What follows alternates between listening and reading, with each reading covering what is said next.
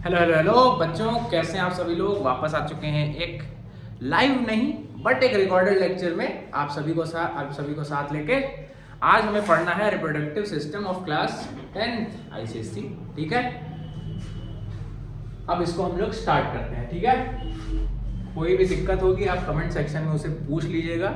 ठीक है, हम लोग उसको कमेंट का रिप्लाई कर दिया करेंगे। ठीक है, सबसे पहले हम देखते हैं कि व्हाट इज रिप्रोडक्शन। प्लीज याद रखिए, डायरेक्टली आपका क्वेश्चन आएगा, 1-2 नंबर में आ सकता है। तो रिप्रोडक्शन क्या होता है? कोई भी ऑर्गेनिज्म जब अपने नए ऑफस्प्रिंग बनाता है तो उसको रिप्रोडक्शन बोलते हैं। अब उसमें क्या क्या प्रोसेस इन्वॉल्व होती है उसको हमें पढ़ना है। Reproduction is the process of formation of नए नए इंडिविजुअल बाय सेक्सुअल या एसेक्सुअल। सेक्सुअल में गैमीट का फॉर्मेशन होगा, जाइगोट बनेगा, इसमें प्रोसेस नहीं होगी। Which can be repeat the process in their own terms. ठीक है, मैनी सिंपलर ऑर्गेनिजम्स, यानी जो सिंपल ऑर्गेनिजम्स होते हैं जैसे कि बैक्टीरिया हमारा एक सिंपल ऑर्गेनिज्म है। Yeast reproduce by fission and budding, यानी उनका क्या प्रोसेस है? बडिंग और फिजन एंड बडिंग से वो क्या करते हैं? रिप्रोड्यूस करते हैं। Many plant reproduce by vegetatively non sexually by various method. ठीक है, ये सब इजी चीजें हैं, मेन चीज हमें आगे पढ़नी है ये। बट इसमें मेन इंपॉर्टेंट चीज आपकी रिप्रोडक्शन की डेफिनेशन है। क्वेश्चन आएगा डिफाइन रिप्रोडक्शन, आप यही लिखिएगा, आपका आंसर सही होगा। ठीक है, कोई दिक्कत नहीं। ठीक, 2 तरह का रिप्रोडक्शन में जानना है, एक है एसेक्सुअल, दूसरा है सेक्सुअल। अब एसेक्सुअल के बारे में हम पहले देखते हैं। What is asexual reproduction? Under this mode of reproduction, the reproductive units may consist of any portion of the parent body। यानी कि मान लीजिए अगर ये एक पेरेंट बॉडी है, ठीक है, अब अगर इसको रिप्रोड्यूस करना है तो ये क्या करेगा? अपने शरीर के किसी छोटे से हिस्से को अपने आप से बाहर निकाल देगा। ठीक, मान लीजिए ये छोटा सा हिस्सा निकला और ये किसमें डेवलप करेगा? बाद में ये डेवलप कर जाएगा इसी ऑर्गेनिज्म में। ठीक, ये प्रोसेस होती है। For example simple celled organism amoeba produces asexually by fission. ठीक है, फिजन के थ्रू वो क्या करेगा? प्लीज याद रखना, डायरेक्ट आएगा कि अमीबा किसके थ्रू रिप्रोड्यूस कर रहा है, तो दैट इज फिजन के थ्रू रिप्रोड्यूस करता है अमीबा। ठीक, हाइड्रा किसके थ्रू प्रोड्यूस करेगा? छोटे छोटे बड्स बना के, यानी अपने शरीर से ही छोटे छोटे। अब मान लीजिए आपका हाइड्रा है, इसी में से साइड में से कुछ छोटा सा हाइड्रा और निकल गया, फिर ये छोटा सा हाइड्रा क्या करेगा? एक बड़े हाइड्रा में ग्रो कर जाएगा। ओके, अब सेक्सुअल रिप्रोडक्शन में क्या हो रहा है? जैसे कि अगर हम लोग ह्यूमंस की भी बात करें तो हम लोग सेक्सुअली रिप्रोड्यूस करते हैं और हमारे में गैमीट का फॉर्मेशन होता है। किसका फॉर्मेशन होता है बेटा? गैमीट का फॉर्मेशन होता है। अब ये गैमीट क्या होता है उसको हम लोग डिस्कस करेंगे। पहले हम लोग मेल रिप्रोडक्टिव सिस्टम के बारे में पढ़ते हैं कि मेल रिप्रोडक्टिव सिस्टम में कौन कौन से ऑर्गन्स इन्वॉल्व हैं। ठीक, male reproduction consist of the following organ. हमारे में टेस्टिस एक पेयर। अब टेस्टिस का क्या काम है? स्पर्म प्रोड्यूस करना। क्या प्रोड्यूस करना? स्पर्म प्रोड्यूस करना। दूसरा है स्पर्म डक्ट, या फिर इसको वास डिफरेंस भी बोलते हैं। इसका क्या काम होता है? इसका काम होता है स्पर्म को कैरी करना। ठीक है, यानी इसी के थ्रू स्पर्म टेस्टिस से बाहर आएंगे। एक्सेसरी ग्लैंड्स में क्या है? 3 ग्लैंड हमें पढ़ने हैं मेन। पहला है सेमाइनल वेसिकल, दूसरा है प्रोस्टेट, तीसरा है बर्बोयूरेथ्रल ग्लैंड। अब इसका क्या कंट्रीब्यूशन है? इनका कंट्रीब्यूशन है सेमाइनल फ्लूइड। अब सेमाइनल फ्लूइड क्या होता है? जो भी स्पर्म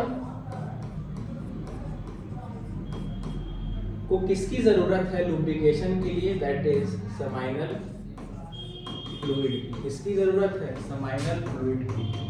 ठीक है, तभी तो वो फ्लो कर पाएगा। ठीक है, बिना सेमाइनल फ्लूइड की स्पर्म फ्लो नहीं कर पाएगा। और पीनस for transferring the sperm into the female vagina. ठीक है, urethra contained inside the पीनस conveys the sperm and receives this from the sperm duct. यानी कि जो भी डक्ट से स्पर्म को कौन रिसीव करेगा? दैट इज योर यूरेथ्रा, और फिर वो किससे पास हो जाएगा? वजाइना तक, दैट इज अ पीनस। ओके, इसमें कोई दिक्कत? आइए अब हम लोग टेस्टिस की बात करते हैं। टेस्टिस में 2 चीजें हमें पढ़नी है। पहला है सेमिनिफेरस ट्यूब्यूल, दूसरा है इंटरस्टिशियल सेल्स। अच्छा एक बार इसका डायग्राम हम लोग देख लेते हैं, ठीक है। ये देखिए, this is your basically testis, ठीक। इससे फिर वास डिफरेंस निकला होता है, ठीक, ठीक है। सॉरी एक सेकंड, वास डिफरेंस निकला होता है, ठीक।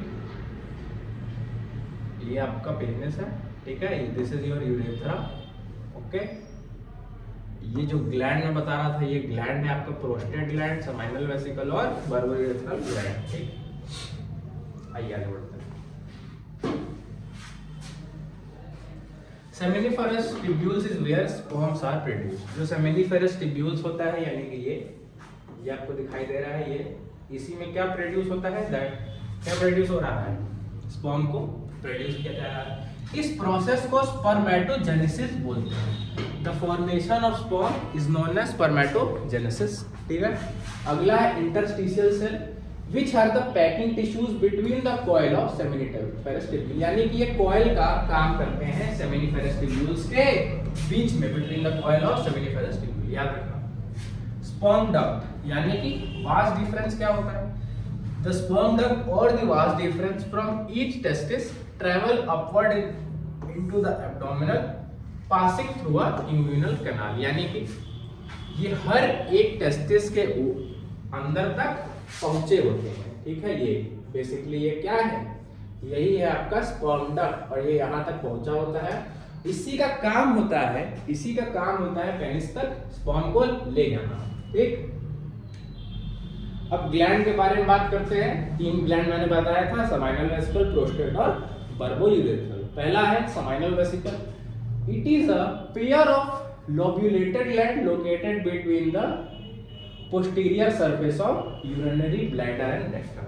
पोजीशन आएगा तो आप क्या लिखेंगे, what is the position of seminal vesicle, आप लिखेंगे between the posterior surface of urinary bladder, ठीक है, एंड द रेक्टम। अच्छा इसका फंक्शन मेन है, फंक्शन क्या है, ये एक सिक्रीशन प्रोड्यूस करता है। It produces a secretion that serves as a medium for transportation of sperm, यानी कि ये एक ऐसा मिल्की फ्लूइड बना रहा है जो कि स्पर्म के ट्रेवल में उसको आसान बनाएगा। This mixture of the fluid and the sperm produces a milky fluid. इसको क्या बोलते हैं, इसको बोलते हैं सीमन बोलते हैं, यानी ग्लैंड्स के सारे सिक्रीशंस को मिला के और स्पर्म को मिला के सीमन बनता है। अब प्रोस्टेट का ग्लैंड का स्ट्रक्चर कैसा है, तो ये भी बाइलोब्ड है, विच सराउंड्स द यूरेथ्रा, यानी यूरेथ्रा के चारों तरफ ये होता है। इसका काम क्या है, मेक्स सीमन एल्कलाइन। एल्कलाइन यानी कि पीएच को बेसिक बना देता है। कौन सा, that is prostate gland makes semen alkaline and neutralises the acidity in vagina. अगर आपको पता होगा जो वजाइना होती है वो एसिडिक होती है, अगर वहाँ स्पर्म बिना ऐसे किसी एजेंट के साथ जाएगा जो कि अल्कलाइन हो, अगर वो एसिड एनवायरनमेंट में चला जाएगा तो स्पर्म क्या हो जाएगा, डिस्ट्रॉय हो जाएगा, ठीक है। इसीलिए प्रोस्टेट ग्लैंड क्या करता है, स्पर्म को अल्कलाइन बना देता है। अगला है बर्बोयूरेथ्रल ग्लैंड, इसको कॉपर्स ग्लैंड भी बोलते हैं। There are 2 small ovalite glands which open into the urethra, ये यूरेथ्रा में खुलते हैं just before it enters the penis, ठीक है, यानी जस्ट पेनिस के ऊपर ये होते हैं।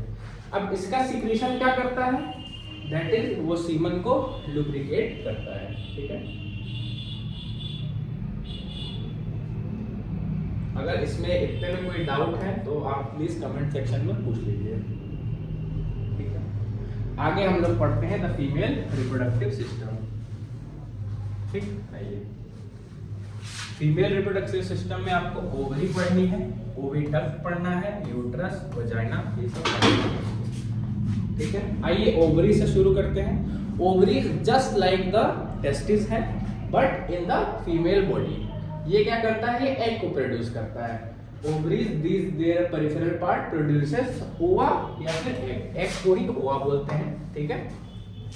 एग को ही क्या बोलते हैं बेटा, ओवा बोलते हैं। Normally only when one egg matures in each ovary alternate, मतलब फीमेल बॉडी में 2 ओवरीज होती हैं, ठीक है। कितनी ओवरीज होती हैं, 2 ओवरी होती हैं। हर month during the period cycle कभी एक इधर से कभी एक इधर से एग मैच्योर होके आगे बढ़ता है, ठीक है। अभी क्या प्रोसेस होती है मैं बता रहा हूँ। ठीक है। A maturing egg contained in the cellular sac is called as follicle, यानी कि ऐसे सेल्स में बंधा होता है जिसको क्या बोलते हैं, जिसको बोलते हैं हम लोग फॉलिकल। जैसे जैसे ये एग बड़ा होता है उसमें फ्लूइड भरता है, उसको फिर हम लोग बोलते हैं ग्राफियन फॉलिकल, ठीक है।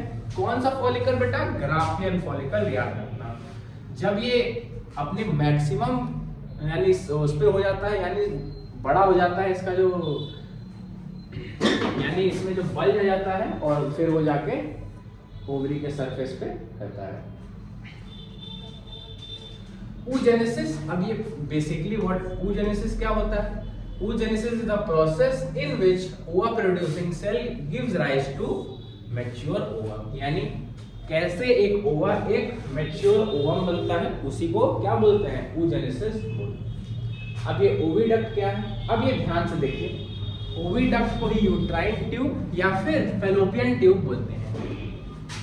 ओवरीज से ओवा का कहां पर आना, ये है आपका बेटा, ये कौन सी जगह है, आप मुझे कमेंट सेक्शन में बताइए, क्या इसको यूट्रस बोलते हैं, क्या इसको क्या बोलते हैं, आप मुझे बताओ, ठीक है। वहां तक आना कौन ला रहा है, जैसे कि स्पर्म को स्पर्म डक्ट ला रहा था, वैसे ही ओवम को ओविडक्ट या फिर फैलोपियन ट्यूब लेके आएगा। इसका लेंथ कितना होता है, इसका लेंथ होता है 12 centimetre. Near the corresponding ovary each oviduct has a funnel shaped opening called oviducal canal. कौन सा कैनाल होता है, funnel shape, that is known as oviducal canal. चलिए यूट्रस की बात करते हैं। Located between the urinary bladder and rectum, यानी यूरिनरी ब्लैडर और रेक्टम के बीच में क्या प्रेजेंट होता है, यूट्रस प्रेजेंट होता है। क्या प्रेजेंट होता है, यूट्रस प्रेजेंट होता है। दिस इज योर यूट्रस, ठीक, ये क्या है, ये यूट्रस, ठीक है। It is a hollow pear shape organ where the embryo develop. अगर यहाँ से ओवम आया, वो मैच्योर किया और वो स्पर्म के कांटेक्ट में आया और वो एक क्या बना लिया, एम्ब्रियो बना लिया या जाइगोट बना के एम्ब्रियो बना लिया, तो वो कहाँ डेवलप होगा, वो यूट्रस में डेवलप करेगा। Next is your vagina. Next is your vagina. Vagina is a muscular tube. The vagina receives the male penis during copulation, यानी पेनिस की एंट्री वजाइना में होती है।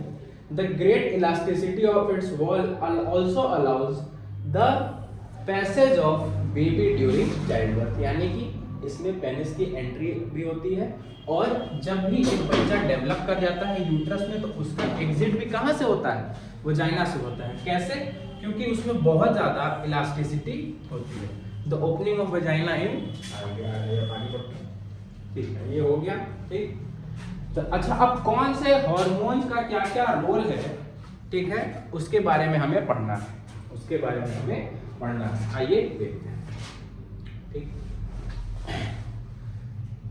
Ovaries of a young girl start functioning around the age of 10 and 14, यानी जब भी कोई female 10 से 14 साल के बीच में होती है, उसकी जो ओवरीज होती हैं वो काम करना है, यानी अपना काम वो स्टार्ट कर देती हैं, यानी कि एक एक ओवम अल्टरनेट ओवरीज से वो कहाँ पे भेजती हैं, वो यूट्रस में भेजती हैं, क्योंकि वो फर्टिलाइज हो जाए। अगर वहाँ स्पर्म की एंट्री है या स्पर्म प्रेजेंट है तो वो क्या हो जाए, फर्टिलाइज हो जाए, इसलिए एक एक एग भेजती रहती है ओवरी, ठीक है। इसी को ओव्यूलेशन बोलते हैं और इसी स्टेज को, वो ओव्यूलेशन स्टेज बेसिकली प्यूबर्टी में स्टार्ट होती है, ठीक है।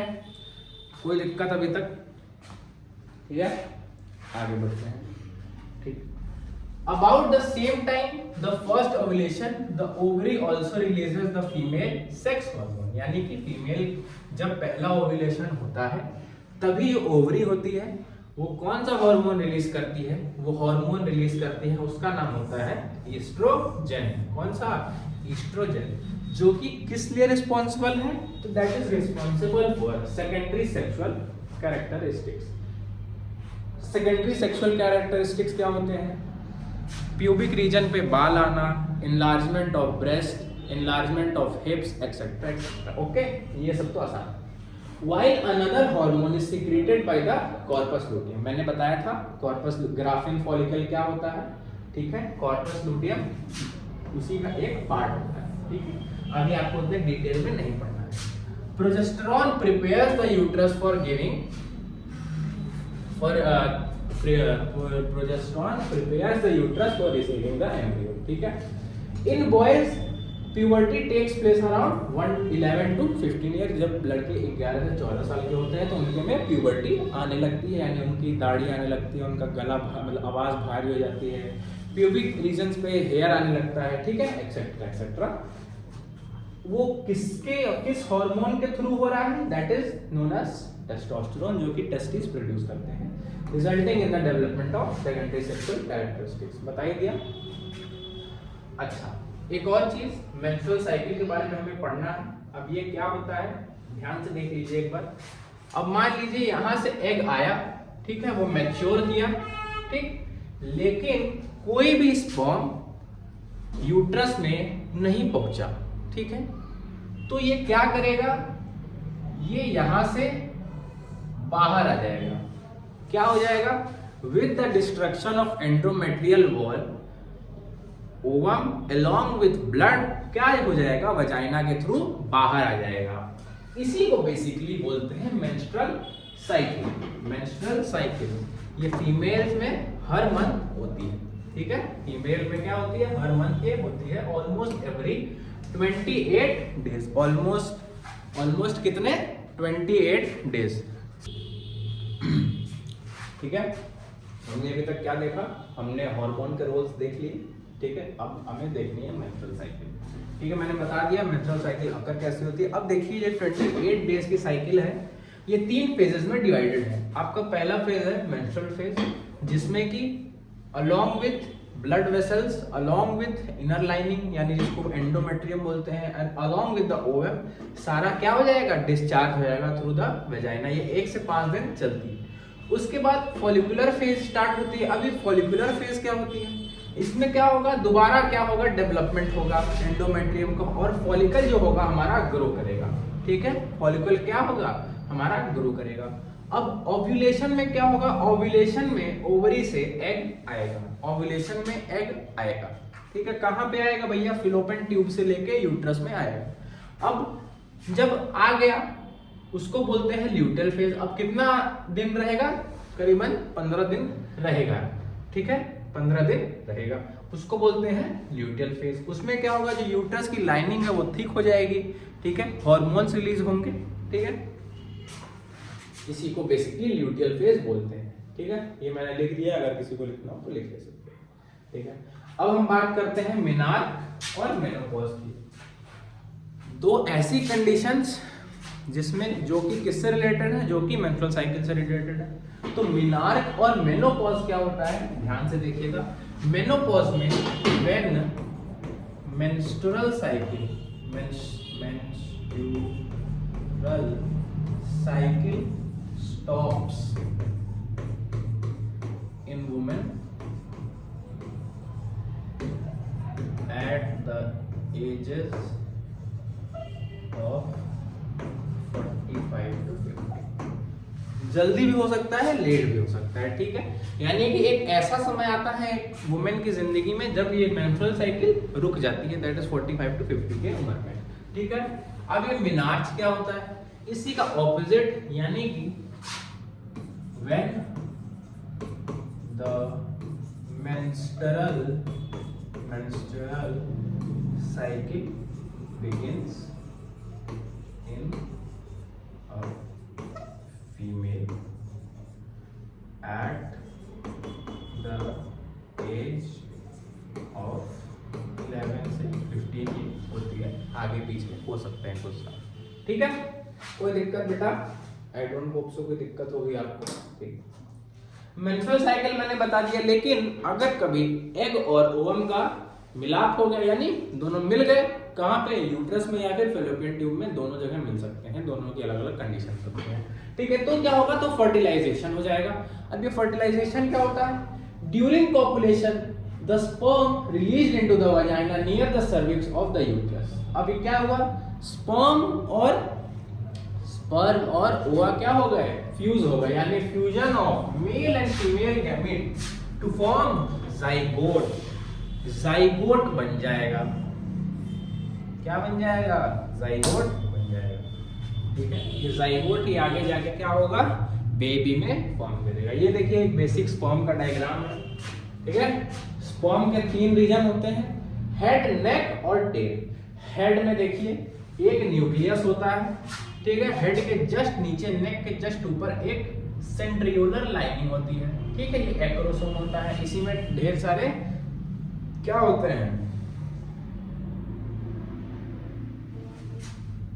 केमिकल्स होते हैं basically, which are required to pass the sperm। ठीक है, फिर बॉडी में क्या प्रेजेंट है, यानी मिड पीस में माइटोकॉन्ड्रिया प्रेजेंट है। उसके बाद ठीक है, ये आपकी टेल है जो कि स्पर्म को स्विम करने में हेल्प करता है। अब देखिए हमें इम्प्लांटेशन पढ़ना है और प्रेगनेंसी के बारे में थोड़ा पढ़ना है।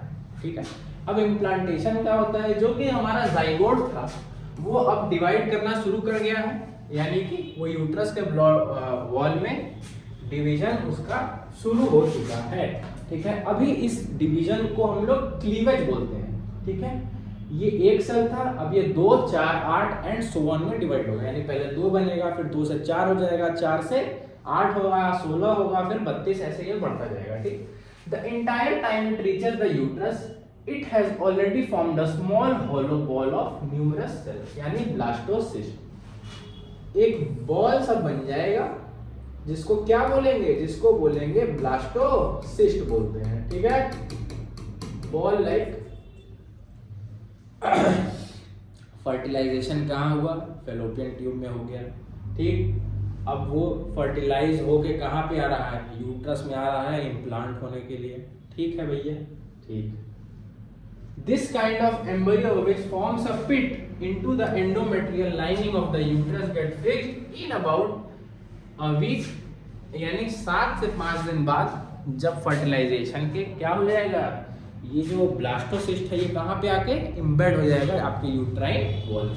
ठीक है, आफ्टर ओव्यूलेशन। इसी प्रोसेस को क्या बोलते हैं, इम्प्लांटेशन बोलते हैं।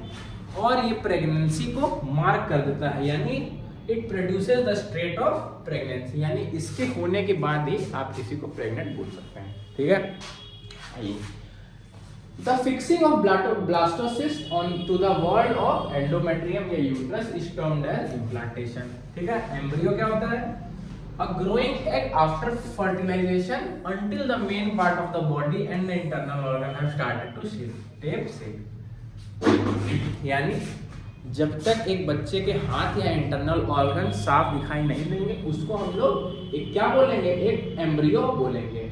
लेकिन जब एम्ब्रियो एक फीटस में कब डेवलप करेगा, जब उसके शरीर के ऑर्गन्स दिखने शुरू हो जाएंगे। प्रेगनेंसी क्या होती है, the state of carrying the unborn inside the body is known as pregnancy. ठीक है, आइए आगे बढ़ते हैं। अब हमें क्या पढ़ना है, एमनियन पढ़ना है और एमनियोटिक फ्लूइड पढ़ना है। जब एक बेबी डेवलप करता है वूम्ब में यानी यूट्रस में, तो उसके चारों तरफ एक सैक सा बन जाता है। क्या बन जाता है, एक सैक सा बन जाता है जिसमें कि एक फ्लूइड प्रेजेंट होता है। ठीक है, अब इसका क्या काम है, एम्ब्रियो को प्रोटेक्ट करता है किससे, फिजिकल डैमेज यानी जर्क या शॉक से। ठीक है, जैसे कि कोई माँ गिर गई है तो बेबी को क्या करेगा, यही वो प्रोटेक्ट करेगा।